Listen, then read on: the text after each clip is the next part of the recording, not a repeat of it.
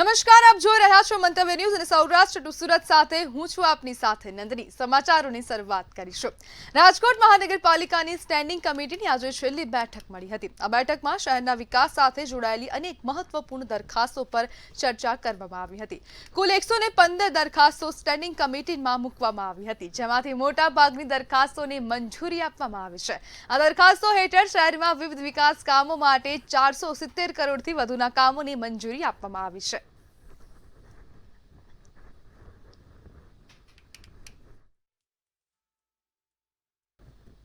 રાજકોટ મહાનગરપાલિકાની આવનારી ચૂંટણીને લઈને રાજકીય ગતિવિધિઓ તેજ બની ગઈ છે। કોંગ્રેસ પક્ષ દ્વારા ઉમેદવારોની પસંદગી માટે સેન્સ પ્રક્રિયાની શરૂઆત કરવામાં આવી છે। રાજકોટ શહેર કોંગ્રેસ દ્વારા મહાનગરપાલિકાની ચૂંટણીને ધ્યાનમાં રાખીને સેન્સ પ્રક્રિયા શરૂ કરવામાં આવી। આ પ્રક્રિયા અંતર્ગત પ્રદેશ કોંગ્રેસના અગ્રણીઓ જેની ઠુમ્મર અને માનસિંહ ડોડિયા રાજકોટ પહોંચી સંભવિત ઉમેદવારોને સાંભળી રહ્યા છે। આજે વોર્ડ નંબર 1 થી 9 સુધીના સંભવિત ઉમેદવારોને બોલાવવામાં આવ્યા છે, જ્યારે આવતીકાલે વોર્ડ નંબર 10 થી 18ના ઉમેદવારોને સાંભળવાની પ્રક્રિયા હાથ ધરાશે। આજે રાજકોટ મહાનગરપાલિકાના ઉમેદવારો જે કરવા ઈચ્છુક હોય, દરેક વોર્ડમાંથી જે પોતે પોતાની દાવેદારી નોંધાવતા હોય, વોર્ડમાં કઈ રીતના સમીકરણ છે, જે આગામી સમયમાં પ્રજાનો જે રોષ, રાજકોટવાસીઓનો જે રોષ છે, જે પ્રમાણે ભારતીય જનતા પાર્ટી શાસિત મહાનગરપાલિકા છે અને એમની કામગીરી છે, એ પ્રમાણે આખાએ રાજકોટમાં એક રોષ ઊભો થયો છે, ત્યારે સેન્સ પ્રક્રિયા ચાલુ કરી છે। ઉમેદવારી કરવા ઈચ્છુક લોકો એમના વોર્ડના સમીકરણો, એમના જે રિઝર્વેશન છે એ પ્રમાણેના એક પછી એક સાંભળીએ છે। આજે રાજકોટ ખાતે સર્કિટ હાઉસ ખાતે ગુજરાત પ્રદેશ કોંગ્રેસના સિનિયર મોસ્ટ આગેવાનો મહાનગરપાલિકાની જે કોંગ્રેસ પક્ષમાંથી ચૂંટણી લડવા ઈચ્છુક ઉમેદવારોને સાંભળવા માટે ગુજરાત પ્રદેશ કોંગ્રેસના જનરલ સેક્રેટરી માનસિંહભાઈ ડોડિયા અને અમરેલીના અમારા જિલ્લા પંચાયતના પૂર્વ પ્રમુખ અને મહિલા કોંગ્રેસના પૂર્વ પ્રમુખ જેનીબેન ઠુમ્મર આજે રાજકોટ ખાતે પધારેલ છે, જેમની વિગતવાર ચર્ચા આપણે પ્રેસ વાર્તામાં પણ કરેલી હતી। ગુજરાત પ્રદેશ કોંગ્રેસ સમિતિ દ્વારા કોર્પોરેશનની મહાનગરપાલિકાની ચૂંટણી લઈને 2 નિરીક્ષકોની જ્યારે નિમણૂક કરવામાં આવી, ત્યારે રાજકોટની અંદર જેનીબેન ઠુમ્મર અને માનસિંહભાઈ ડોડિયા જ્યારે રાજકોટની અંદર સેન્સ લેવા માટે આવ્યો હોય, ત્યારે રાજકોટની અંદર ચૂંટણી લડી શકે અને મજબૂત અને તાકાતવર ઉમેદવારો હોય અને કોઈ પણ કાર્યકર્તાને દાવેદારી નોંધાવવાની છૂટ હતી, ત્યારે ઈચ્છુક ઉમેદવારોએ આજરોજ રાજકોટની અંદર ઉમેદવારી નોંધાવી છે। આવતીકાલે ગુજરાત બાર એસોસિએશનની મહત્વપૂર્ણ ચૂંટણી યોજાવાની છે। રાજ્યભરની તમામ કોર્ટોમાં સવારે 10 વાગ્યાથી મતદાન શરૂ થશે। આ ચૂંટણીમાં કુલ 99 ઉમેદવારો મેદાનમાં છે, જેમાંથી 20 મહિલા ઉમેદવારો પણ પોતાનું નસીબ અજમાવી રહી છે। રાજ્યભરમાં અંદાજે 87,000 વકીલો મતાધિકારનો ઉપયોગ કરશે। રાજકોટમાંથી પણ 5 ઉમેદવારો મેદાનમાં છે। ગુજરાત બાર એસોસિએશનની ચૂંટણીને લઈને વકીલોમાં ભારે ઉત્સાહ જોવા મળી રહ્યો છે।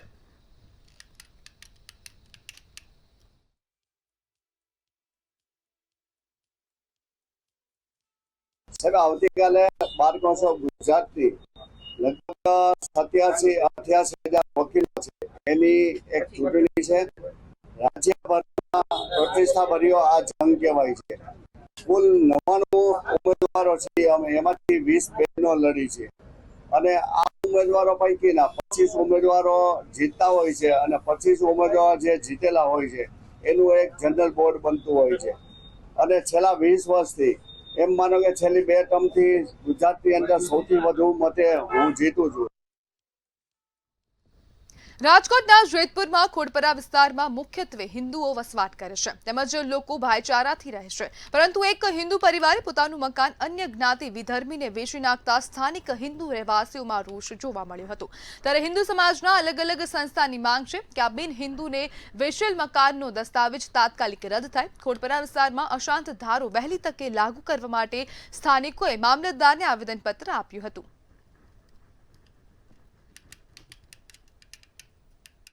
છેલ્લા 5 દિવસથી સ્થાનિક લોકોની રજૂઆત એવી હતી કે ભાઈ અમારા એરિયામાં જ્યાં હિન્દુ બહુમતીમાં રહે છે, જાજા લોકો ત્યાં નિવાસ કરે છે, એ જગ્યાએ વચ્ચે એક મુસ્લિમ શખ્સ છે જે મકાનની ખરીદી કરી છે, એનો દસ્તાવેજ જે થયો છે અને ત્યાં કાલ રહેવા આવે તો બેયને મેળ આવે એવું નથી. એને ખાણીપીણી રહેણીકેણીની જે અલગ પડતી હોય તો ખાસ કરીને આ મકાનનો સોદો રદ થાય અને ત્યાં હિન્દુ વિસ્તારમાં હિન્દુ જ રહે અને બાકીના મુસ્લિમ વિસ્તારમાં મુસ્લિમ રહે, આવો જે નિયમ છે એ હવોના એરિયામાં હવ આનંદ કરે. રાજકોટમાં આકાશવાણી ચોકના યુવકની પથ્થરના ઘા મારી હત્યા કરવામાં આવી હતી.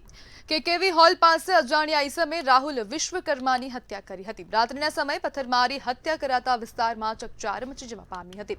કેકેવી હોલ પાસે યુવકને હત્યા કરી આરોપી ફરાર થઈ ગયા હતા. જ્યારે હત્યાની ઘટનાથી વિસ્તારમાં ભયનો માહોલ જોવા મળી રહ્યો છે. તેમજ આ મામલે પોલીસ દ્વારા તપાસ શરૂ કરવામાં આવી છે. બનાવ એ બન્યો તો કે મારા ભાઈના છે ને પથ્થર મારીને હત્યા કરી નાખવામાં આવેલી છે. એટલે એ બનાવ બન્યો છે. મારા ભાઈ છે ને 2 દી પહેલા ગયો તો બહાર આટો મારવા. એને એમ કીધું મારા મમ્મીને કે હમણાં હું આવું છું. પછી તે આવ્યો ને અમને એમ થયું કે આવી જશે, પણ એ નો આવ્યો. એટલે પછી 4 વાગે સાહેબ આવીને મારા મમ્મીને કીધું કે તમારા છોકરાને આવું થઈ ગયું છે. એટલે મારા મમ્મી ત્યાં હોસ્પિટલે આવ્યા હતા. શું ઘટના બનવા પાછળનું કારણ શું હતું? એ તો મને નથી ખબર સાહેબ, કેમ કે બધા એમ કહે છે કે કંઈક મોબાઈલ બાબતમાં થયું એટલે એનું હત્યા કરી નાખવામાં આવ્યું છે. બનાવમાં આજે વહેલી સવારે મને રાજકોટ સિવિલ હોસ્પિટલમાંથી ફોન આવેલો કે અમારે કોઈ નેપાળી યુવક છોકરો હોય ને એના માથાના ભાગમાં ગંભીર રીતે માર મારેલો હોય. એટલે મને જાણ સવારે સિવિલ હોસ્પિટલ ખાતે રાજકોટ સિવિલ હોસ્પિટલ દોડી આવ્યો હતો. ઘટનામાં સાંભળ્યા મુજબ ગઈકાલે રાતના મોડી રાતે કોઈક 2 રિક્ષા ચાલક અને આ ભાઈ વચ્ચે કંઈક બોલાચાલી થઈ હતી. મોબાઈલ બાબતે એને આવી રીતના ઢોર મારવામાં આવ્યો અને મોટા પથ્થરના ભાગે માથાના ભાગમાં બોથડ પદ્ધતિ બેફામ મારતા એનું મોત થઈ ગયું છે. રાજકોટ એસઓજી અફીણના જથ્થા સાથે 2 આરોપીઓને ઝડપી પાડ્યા છે. ₹6.50 લાખની કિંમતનો અફીણનો જથ્થો ઝડપી પાડવામાં આવ્યો. શહેરના કાલાવડ રોડ પરથી આરોપી પરેશ ગોલતર અને અંકુર રામાણીની ધરપકડ કરવામાં આવી હતી. તેમજ એનડીપીએસ અંતર્ગત તાલુકા પોલીસ સ્ટેશન ખાતે આરોપીઓ સામે ફરિયાદ નોંધાઈ હતી.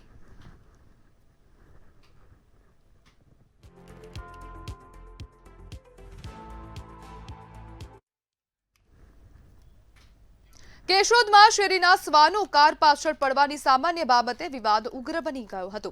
આ મામલે ડોક્ટર RM પટેલ સામે 24 વર્ષની યુવતી અને તેની માતા પર લાકડી વડે હુમલો કર્યાનો તેમજ ભૂંડી ગાળો આપી મારી નાખવાની ધમકી આપ્યાનો આક્ષેપ છે. આરોપી નશામાં યુવતીના ઘર સુધી આવી પહોંચ્યા અને દરવાજા પર ઉભેલી દીકરી પર લાકડી ચલાવી હતી.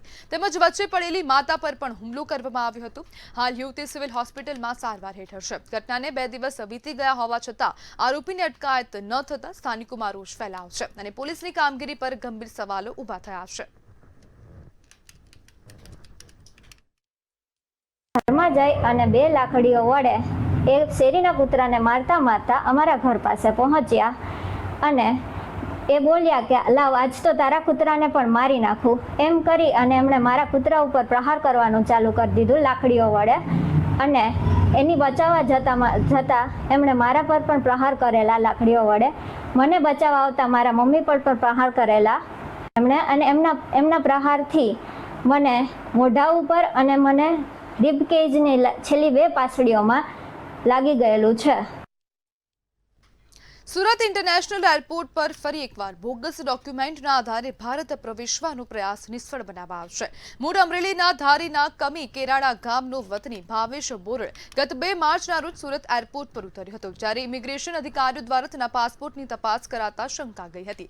ભાવેશ બોરડે પોતાનું નામ બદલીને બામણિયા કલ્પેશ કુમાર રતિલાલ કરી નાખ્યું હતું. તેણે પોર્ટુગલની સરકારમાં નકલી દસ્તાવેજો રજૂ કરી ત્યાંની નાગરિકતા મેળવી લીધી હતી. આ બોગસ પાસપોર્ટના આધારે તે યુરોપિયન દેશોમાં સેટલ માંગતો હતો. ત્યારે ઇમિગ્રેશન અધિકારીઓની ફરિયાદના આધારે ડુમસ પોલીસે ભાવેશ બોરડની ધરપકડ કરી છે. ડોક્યુમેન્ટ્સના આધારે પોર્ટુગલનો ત્યાંનું આઈડેન્ટિટી કાર્ડ અને પાસપોર્ટ કલ્પેશ બામણિયા કમલેશ કુમાર રતિલાલના નામે બનાવેલ હતો અને એ જે ડુપ્લિકેટ ખોટો પાસપોર્ટ છે, ફેક પાસપોર્ટ, એનો ઉપયોગ કરીને મુસાફરી કરતો હતો. જે ઈસમ આ પાસપોર્ટ ઉપર જ્યારે થાઈલેન્ડના બેંકોકમાં મુસાફરી કરી ત્યારે ત્યાં થતા કે ત્યાં ખોટો પાસપોર્ટ છે એને પરત રિપોર્ટ કરવામાં આવેલ હતો, જે અંગે ઇમિગ્રેશન ઓફિસ દ્વારા સુરતમાં ડુમસ પોલીસ સ્ટેશન ખાતે તેને રજૂ કરી વિગતો આપવામાં આવતા અત્રે ગુનો દાખલ કરવામાં આવેલ છે. જૂનાગઢના માળિયા હાટીના ખાતે પેટ્રોલ અને ડીઝલની અછતની અફવા વચ્ચે પેટ્રોલ પંપ પર વાહન ચાલકોની ભારે ભીડ જોવા મળી રહી છે. અફવાઓના કારણે લોકો પેટ્રોલ ડીઝલનો સ્ટોક કરવા માટે પંપો પર ઉમટી પડતા લાંબી કતારો લાગી છે. પેટ્રોલ પંપ સંચાલકો દ્વારા લોકોને અફવાઓથી દૂર રહેવા અપીલ કરવામાં આવી છે.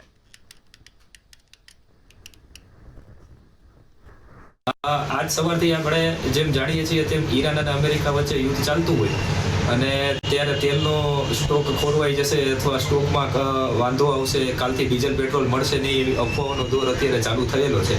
પરંતુ તમને જાણ કરવાની થાય કે આપણી સરકાર પાસે હજી પૂરતો સ્ટોક છે, આપણી રિફાઇનરીઓ પાસે પૂરતો સ્ટોક છે, એટલે સ્ટોકમાં હાલ કોઈ ખામી સર્જાય અથવા સપ્લાય ચેનમાં કોઈ ખામી સર્જાય એવી કોઈ શક્યતાઓ દેખાતી નથી. શ્રીજી કૃપા પેટ્રોલિયમ, માળિયા હાટીના, ગળોદર રોડ, માળિયા.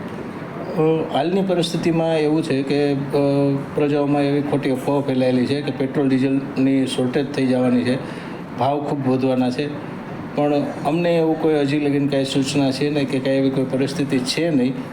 અને આ જે અછત છે અત્યારની હાલની, એ બધી પ્રજાઓ દ્વારા કૃત્રિમ અછત ઊભી કરેલી હોય એવું લાગે છે, પણ કોઈ ખોટી સમાચારમાં ભરમાવાની જરૂરિયાત નથી.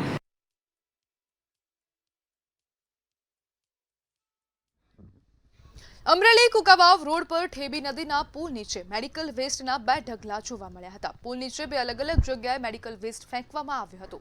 મેડિકલ વેસ્ટ ખુલ્લેઆમ ફેંકાતા પર્યાવરણ તેમજ આરોગ્ય માટે ખતરો ઊભો થયો હતો. જાહેર સ્થળ પર મેડિકલ વેસ્ટ નખાતા આરોગ્ય સાથે ચેડા કરવામાં આવ્યા હતા. મેડિકલ વેસ્ટ ક્યાંથી આવ્યો અને કોણે ફેંક્યો તે અંગે પ્રશ્નો છે, ત્યારે આ મામલે પ્રશાસન દ્વારા તપાસ કરી કડક પગલાં ભરવા જરૂરી છે.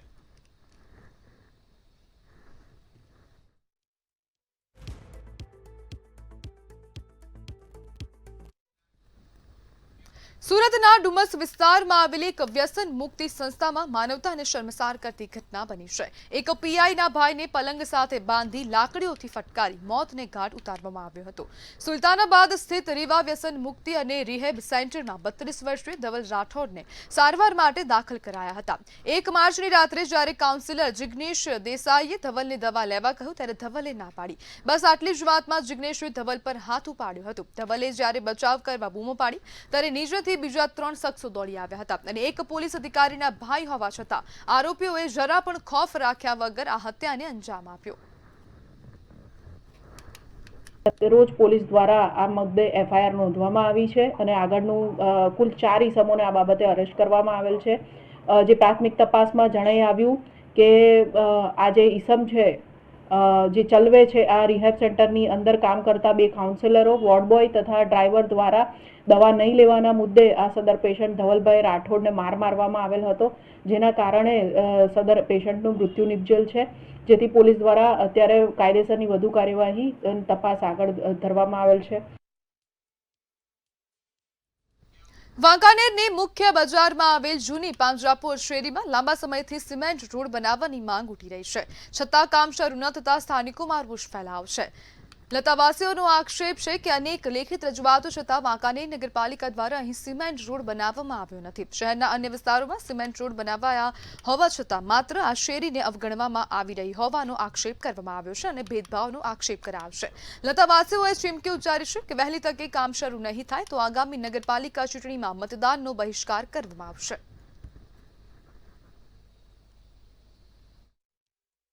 આ શેરીની માલિકા હું 40-45 વર્ષથી રહું છું. ઘરની દુકાન મકાન છે. આ શેરીમાં નથી ડામરો થયો, નથી ધાબો નાખ્યો, નથી બ્લોક નાખી દેતા. શું કામ નથી નાખી દેતા? આખા વાંકાનેરમાં કામ ચાલુ થઈ ગયું છે અને કામ થઈ ગયું છે. એકાદી 2 શેરીઓ કંઈક બાકી હોય તો ખબર નથી.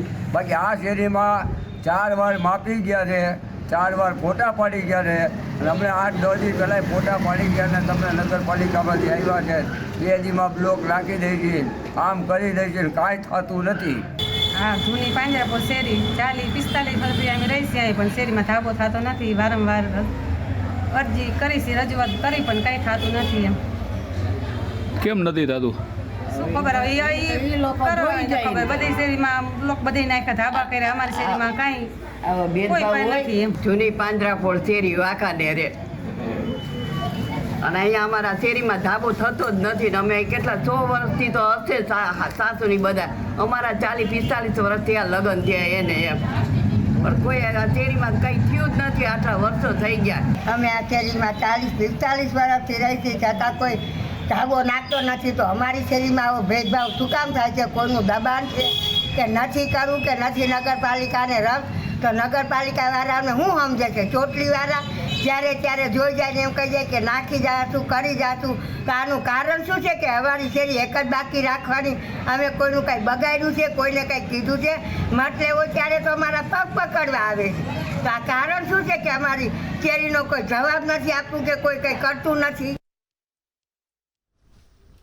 બગસરા શહેરમાં મેઘાણી ટાઉન હોલનું લોકાર્પણ કરાયું. રાજ્યના ઉર્જા મંત્રી કૌશિક વેકરિયાના વિવિધ વિકાસ કામોને વેગ મળ્યો છે ત્યારે મેઘાણી ટાઉન હોલનું લોકાર્પણ કર્યું. અમરેલીના સાંસદ ભરત સુતરિયા, ધારી બગસરાના ધારાસભ્ય જેવી કાકડિયા, ભાજપ પ્રમુખ અતુલભાઈ કાનાણી, નગરપાલિકા પ્રમુખ જ્યોત્સના રીબડિયા સહિત સદસ્યો અને ગામ લોકો ઉપસ્થિત રહ્યા હતા. જે જૂનો ટાઉન હોલ હતો એમાં 50 લાખના ખર્ચે આજે રિનોવેશનનું આયોજન કરેલું હતું અને નગરપાલિકા આયોજિત આ મિની ટાઉન હોલનું આજે લોકાર્પણ માનનીય આપણા રાજ્યના ઉર્જા મંત્રી માનનીય કૌશિકભાઈ વેકરિયા હસ્તક રાખેલું હતું. એમાં આ કાર્યક્રમમાં ઉપસ્થિત સાંસદ સુતરિયા, આપણા પાર્ટીના પ્રમુખ શ્રી અતુલભાઈ કાનાણી, નગરપાલિકાના પ્રમુખ જ્યોત્સનાબેન, ચીફ ઓફિસર મિત્તલબેન ભાલાળા, ઉપસ્થિત પાર્ટીના પ્રમુખ ઘનશ્યામભાઈ, માનનીય શ્રી ભાખર, ઉપસ્થિત તમામ આગેવાનોને સાથે રાખી અને આજે આ ટાઉન હોલનું લોકાર્પણ કર્યું. ધોરાજીના જુનાગઢ રોડ પર આવેલ પ્લાસ્ટિક કારખાનામાં ચંદુભાઈ નાનજીભાઈ નામના 60 વર્ષીય વૃદ્ધ વ્યક્તિ કારખાનામાં કામ કરતા મશીનમાં આવી જતા ગંભીર રીતે ઇજાગ્રસ્ત થયા હતા. ત્યારબાદ ધોરાજી સરકારી હોસ્પિટલમાં સારવાર અર્થે 108 દ્વારા ખસેડવામાં આવ્યા હતા.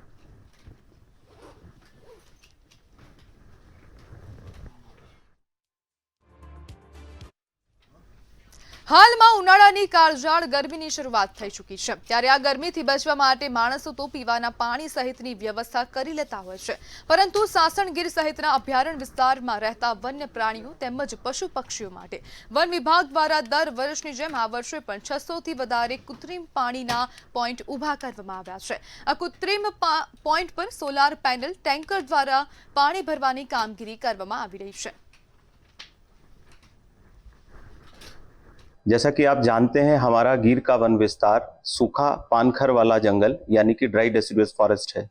हमारे यहाँ पर प्राकृतिक रूप से नदियाँ और जलाशय उपलब्ध हैं, परंतु उसके बावजूद गर्मी के समय में हमें यहाँ पर आर्टिफिशियल वाटर होल्स यानी कृत्रिम पानी के पॉइंट्स की व्यवस्था हमारी वाइल्ड लाइफ के लिए करनी पड़ती है. ઉનાળાની કાળઝાળ ગરમીની શરૂઆત થઈ ચૂકી છે ત્યારે માણસો છે એ તો પોતાના પીવાના પાણીની વ્યવસ્થા કરતા હોય છે, પરંતુ વન્ય પ્રાણીઓ માટે દર વર્ષે જે સાસણગીરની અંદર વન વિભાગ દ્વારા છે તે કૃત્રિમ પાણીના પોઈન્ટ ઊભા કરવામાં આવતા હોય છે, જે સોલર પેનલ તેમજ પાણીના ટેન્કરો દ્વારા જે છે તે આ પોઈન્ટ ઉપર પાણી ભરવામાં આવે છે અને સિંહ સહિતના જે વન્ય પ્રાણીઓ છે તેને માટે થઈ અને અહીંયા કોઈ પણ પ્રકારની પીવાના પાણીની તકલીફ ન પડે તે માટે વન વિભાગ છે તે વ્યવસ્થા કરતો હોય છે. તે આ વર્ષે પણ આ કૃત્રિમ પાણીના પોઈન્ટ જે તે ટેન્કરો દ્વારા ભરવામાં આવી રહ્યા છે અને દિવસ દરમિયાન સતત વન્ય પ્રાણીઓ ઉપરને કોઈ પણ પ્રકારની પીવાના પાણીની તકલીફ ન પડે તે માટે રાઉન્ડ ધ ક્લોક નજર પણ રાખવામાં આવે છે.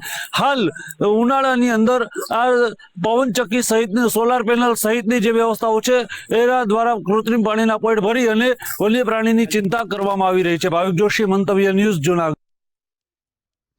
ઉનાળાની સિઝન શરૂ થતાં જ ગૃહિણીઓ 12 માસ ચાલે તેવા રસોડાના ગરમ મસાલાની ખરીદી કરતી હોય છે. તેમાં ખાસ કરીને સુરેન્દ્રનગર જિલ્લામાં ઉનાળો શરૂ થતાં જ ઠેર ઠેર તંબુઓ નાખી રાઈ, મેથી, હિંગ, લવિંગ, બાદિયાન, એલચી, તમાલપત્ર, હળદર, ધાણા જીરું સહિતના રસોડાના કામમાં આવે તેવા ગરમ મસાલા વેચાણ થતા હોય છે. તેમાં પણ ખાસ કરીને ગૃહિણીઓ લાલ મસાલો 12 માસ માટે ભરતી હોય છે. ત્યારે ચાલુ સાલે મરચાના ભાવ આસમાને પહોંચતા લાલ મસાલો વધુ તીખો થયો છે, જેથી ચાલુ સાલે લાલ મસાલો ગૃહિણીના આંખમાં આંસુ લાવશે અને બજેટ ખોરવાશે તેવું લાગી રહ્યું છે.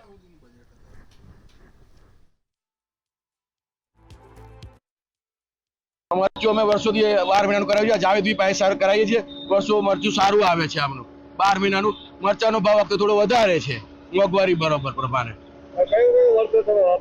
મરચું અમે કુમઠી કાશ્મીરી વાપરીએ છીએ. બીજું અમે હુબલીનું મરચું વાપરીએ છીએ ડબ્બીનું.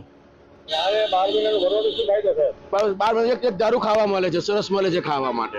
એક દારૂ મળે ખાવા. અને આમનું કામ સારું છે. લગભગ અમે આમની પાસે 20 વર્ષથી કરાવીએ છીએ એક દારૂ.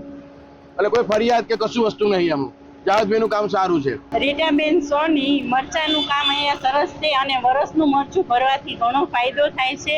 12 મહિનામાં આ વખત મરચાનો ભાવ થોડો વધારે છે, પણ વરસનું ભરી લે એટલે સારું પડે છે ખાવામાં બધી રીતે. હા, મોંઘવારીના લીધે થોડું બજેટ ખોરવાય છે. મરચાનો ભાવ થોડો વધારે છે. આવો બેસ્ટ મરચાવાળા વટવાણ ગ્યાબલ સાપીની દરગાહમાંથી પણ મરચું મોંઘું છે. પોર કરતા 100-150 રૂપિયા કિલો વધુ છે. રેશમ પટ્ટો છે, ગોલર છે, ડબ્બી છે, કાશ્મીરી છે, તીખી મરચી છે, મારવાડી પટ્ટો છે. અંદાજે કિલોના શું ભાવ હાલી રહ્યા હતા? અત્યારે કિલોના 300 થી ચાલુ થાય તે 800 સુધીના ભાવ છે. આપણી ગરાગીમાં કેવું છે? ગરાગીમાં હજી ડીમ છે ને હોળી પછી ગરાગી લાગશે. સમાચારમાં આગળ વાત કરીએ તો સુરત ખાતેથી સમાચાર સામે આવી રહ્યા છે. મોટા વરાછામાં અકસ્માત સર્જાયો છે. તો અકસ્માતના સમાચાર સામે આવી રહ્યા છે. સુરતના મોટા વરાછામાં અકસ્માતની ઘટના બની છે. બે બાઇકની વચ્ચે અકસ્માત સર્જાયો છે. બે બાઇક વચ્ચે અકસ્માત સર્જાતા એક યુવકનું મોત થયું છે. તો બે બાઇકની વચ્ચે અકસ્માત થયો છે. એક યુવકનું મોત થયું. પૂરપાટ ઝડપે આવતી બે બાઇકોની વચ્ચે અકસ્માત થયો છે. સમગ્ર તો રાજકોટથી સમાચાર સામે આવી રહ્યા છે. અંગદાનથી એક વ્યક્તિને નવું જીવન મળ્યું છે. તો રાજકોટ ખાતેથી આ સમાચાર સામે આવી રહ્યા છે. અંગદાન કરવામાં આવ્યું છે. અંગદાનથી એક દર્દીને નવું જીવન મળ્યું છે. ખેડૂતના લીપ